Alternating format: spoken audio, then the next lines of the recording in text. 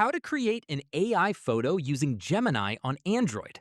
This tutorial shows you how to generate images from scratch using just a text prompt.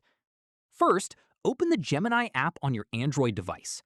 From there, tap the text field at the bottom and type in a description of the image you want to create. For example, you could try something like a glowing city at night with neon reflections on a wet street to give Gemini something to work with. After that, tap Send and give it a few seconds to generate the image. At this point, the AI-generated image will appear in the chat. Tap on it to get a full view. Following this, if you want to save it, tap and hold the image and select Save to download it to your gallery.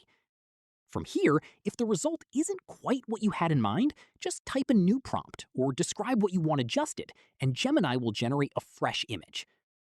Finally, the more specific your prompt is, the better the output. Try adding details like lighting, style, color, or mood to get closer to what you're imagining.